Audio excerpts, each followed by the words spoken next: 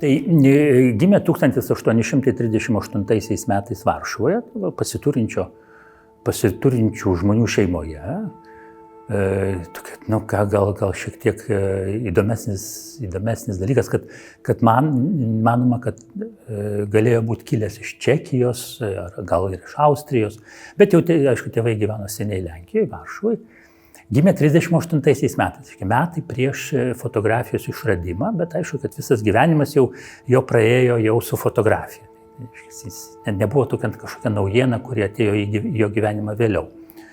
Tai mokėsi Varšuvoje iki 58 metų, studijavo chemiją ir tais 58 metais, tai būdamas 20 metų, jis jau pradėjo dirbti fotoateljė mokiniu, bet jau tuo metu buvo, pavyzdžiui, Varšuvos spaudoje buvo parašęs, paskelbęs straipsnį apie fotografiją. Jis jau kaip chemikas, jis jau domėjosi fotografiją ir buvo pasiruošęs tolesniam savo darbui. Ir šiaip fotografavo iki 1900 metų, mirė 1920 metais, bet jau paskutinius, kiek čia sulaukė 62 metų, jis jau nebefotografavo, atidavė. Jau kitais dalykais susiminėjo.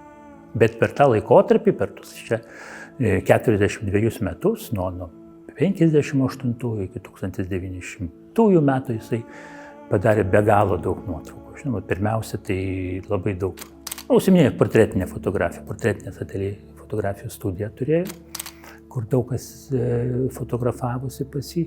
Bet, žinoma, įsiskiriama, jis mums įdomus ir varšuviečiams įdomus. Ir aplamai fotografijos istorija gal labiau įdomus kaip vietovaizdžių fotografas. Tai padarė didžiulį pluoštą Varšuvos vietovaizdžių, Varšuvos miestovaizdžių nuotraukų.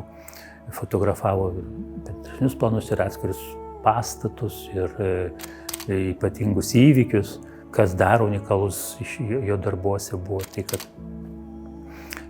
sudarinėjo kalendorius, didelio formato lapas, kuriame yra ir tuo metu dienos sužymėtos, bet vienam kalendoriaus lape galėjo būti iki 80-90 Varšuvos vaizdelių sudėta.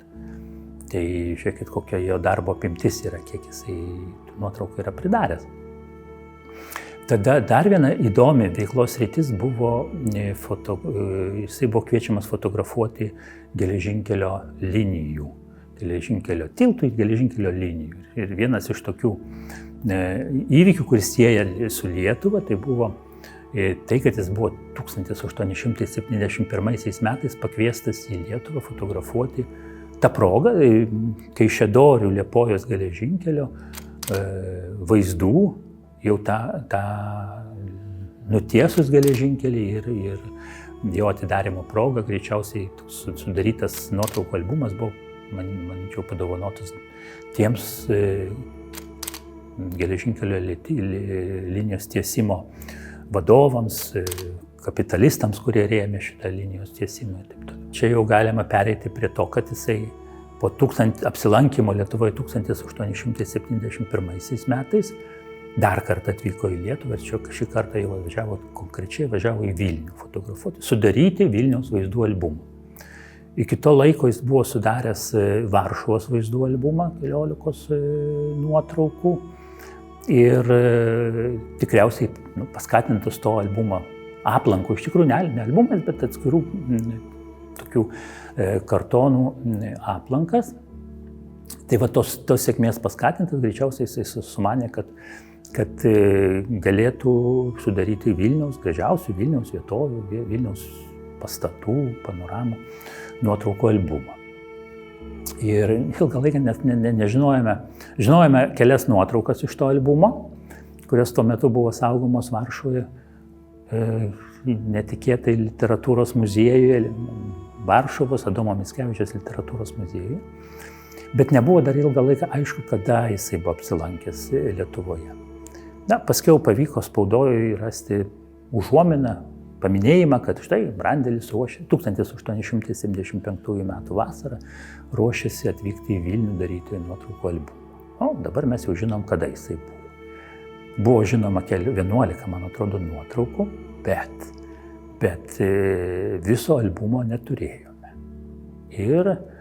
O jisai buvo Lietuvoje, jisai buvo štai Šilutėje, Hugo Šojaus muziejuje, perduotas vietinio gyventojo tikriausiai, bet tokio gyventojo, kurio seneliai, proseneliai čia atsikraustė iš Vilniaus. Nes kažkokiu būdu jie įsigijo tą albumą ir štai žmogus atsikėlęs gyventi į šitą kraštą, perdavė kažkurio metu, padovanojo ar perdavė muziejui.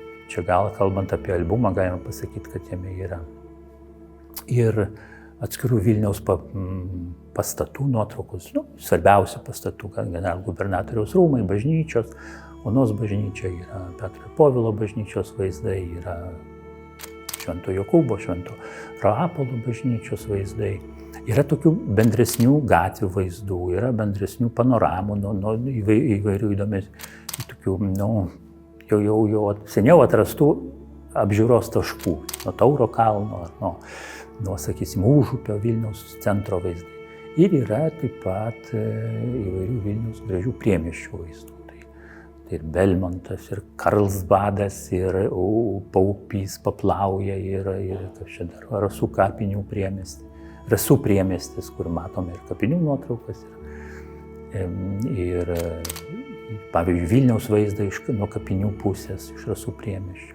Dar nepaminėjau, yra reiškia, Aušros vartų nuotrauka, bet dviem rakursais daryta. Vienas nuotrauka įprastinė, dažniau fotografuojama iš miesto pusės, kur matosi koplyčios pusė, kur matosi šventasis paveikslas. Ir kitas vaizdas darytas iš Liepkalnio priemiesčio, iš kitos pusės, kur mes matome ir rečiau fotografuojama Aušros vartų vaizdą. Ir tą gatvės vaizdą, kur dalis dabar jau per tuos laikus, metus nuo nuotraukos padarimo miestas pasikeitė, namai pasikeitė, bet dar po karo, antrojo pasaulinio karo, tas miestas dar labiau pasikeitė, ten buvo kai kurie namai išgriauti. Ir tos nuotraukos įdomiosios yra nedidelio formato, bet gan neblogos kokybės. Yra gražios meninių požiūrių, bet jis taip pat turi ir tokią, tą išliekamąją istorinę vaizdo dokumento vertę. Mes matome, kaip keitėsi miestas, kas išliko, kaip buvo tuo metu, kaip atrodė tuo metu. Ir kokie pokyčiai įvyko per tą laiką. Per 2 dešimtmečius Vilnių iš esmės fotografavo tik tai vienas fotografas, Juozapas Čechavičius. Jis atvažiavo į Vilnių 1865 metais, pirmas nuotraukas gal padarė truputį vėliau ir iki savo mirties 88 metų sausio 1 dieną fotografavo, buvo vienintelis fotografas. Paskutinę nuotrauką padarė 1887 metų vasarą. Dar anksčiau prieš jį buvo keli fotografai, Zacharčiukas gražių nuotraukų padaręs ir dar kiti mažiau žinomi fotografai. Sveikovskis ankstesnių, žinoma, Kurzonas, bet tuo laikotarpiu, kai į Vilnių atvažiavo Brandelis, jau konkurentų, vienintelis buvo Čechavičius, kuris fotografavo Vilnių. Ir vėl įdomu, koks buvo Brandelio ir Čechavičiaus santykis, ar jie susitiko, ar jie buvo pažįstami. Kas, pavyzdžiui, mes to neatsakysim iš tuos klausimus, bet kas lydėjo Brandelį po Vilnių, kuo jisai vadovavosi pasirinkdamas tos matymo taškus, žiūrėjimo taškus ir fotografavimo taškus.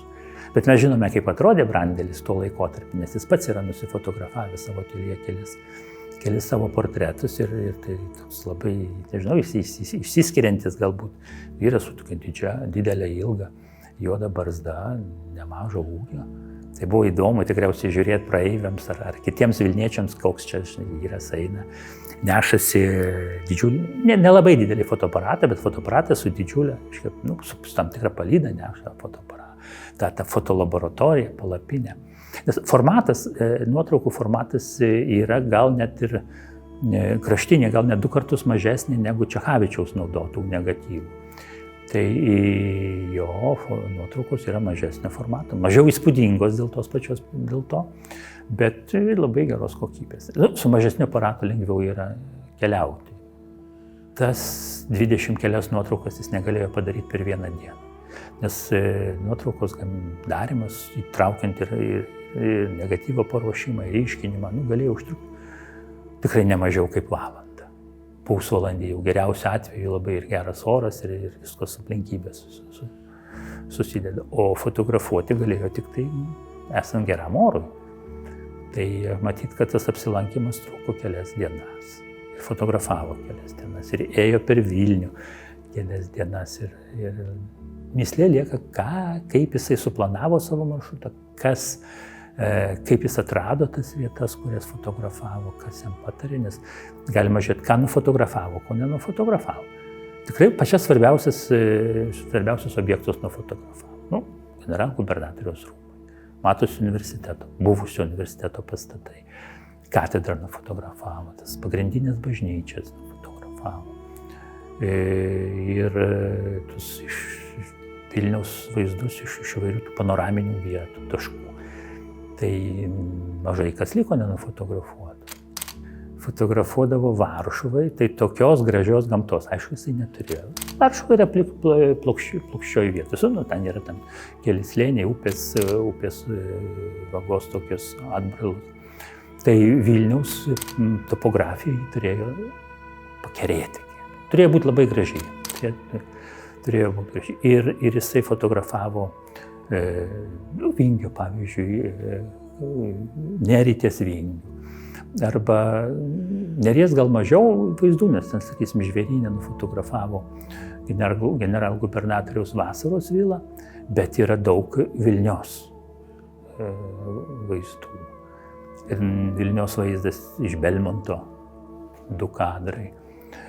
Tada, tai įdomu paminėti, galima Vilniaus Karlsbado vietovę.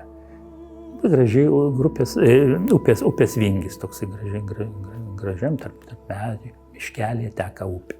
Bet Karlsbadas, tai mes jau matyti retas, kuris Vilnietis žino, kad Karlsbadas tai buvo tokia vietovė Vilniuje, kur buvo smuklė pavadinta Karlsbadu ir ta visa vietovė dar vadinosi Karlsbadu. Tai tie priemiesčiai tokie ir jį kažkodėl traukė. Ką dar norėtųsi paminėti, kad Brandelio gyvenime įvyko, kai jisai fotografavo, pasikeitė fotografavimo technika ir technologija gal iš tikrųjų. Tai kai aš sakau, kad nuotraukos pagaminimas buvo sunkus, ilgas procesas, sudėtingas ir reikėjo pačiam fotografui pasidaryti negatyvą ir paskiau jį tuoj pat fotografuoti ir ryškinti, kol tas negatyvo emulsija dar neišdžiūvo visiškai, kad neprarastų jautrumo. Po to jau išrado visai kitokio pobūdžio plokšteles. Jau galima jas pagaminti iš anksto, jos nepraranda jautrumo, jas jau gali parduotuvėje nusipirkti, jos gaminamos gamyklos ir tada, tas vadinama, atsiranda momentinė fotografija, kai nuotraukos ekspozicija yra tiesiog vienas momentas ir žmonės gali būti nufotografuojamas šokantis žmogus, judantis žmogus, bėgantis žmogus. Tai Brandelis tokiu metodu jau pradėjo, kaip ir kiti fotografai maždaug, pradėjo apie 1883 metais. Bet jisai dar tuo pasižymėjo, kad jis ir sukonstravo specialų, pats sukonstravo fotoaparatą tokiom momentiniam plokštelėm naudoti. Tai Brandelio gyvenime buvo ir tas. Čechavičiaus, pavyzdžiui, Čechavičius bandė naują metodą, yra žinoma, patvirtinta, kad jis bandė momentinės promželatinės plokštelės, bet jis tiesiog nepriėmė, jis toliau naudojo seną aparatūrą savo. Tai kol muziejus nepaskelbė to fakto, kad Hugo Šojaus muziejus nepaskelbė to fakto, kad jie turi šitokį albumą. Tai ir mažai buvo, mažai prieinamas, mažai buvo girdėta apie jį. Dabar jisai yra ir dar plačiau naudojamas. Tai anksčiau, kaip Brandelio nuotraukos buvo dedamos į įvairius skelbiamos albumuose, parodose rodomos, bet tik tai ta dalis nuotraukų, kurios buvo Varšuvos rinkiniuose. O dabar dvigubai, net nemažiau kaip dvigubai didesnis rinkinys yra žinomas ir jisai gali pasiekti mūsų žiūrovus besidominčius senąją fotografiją.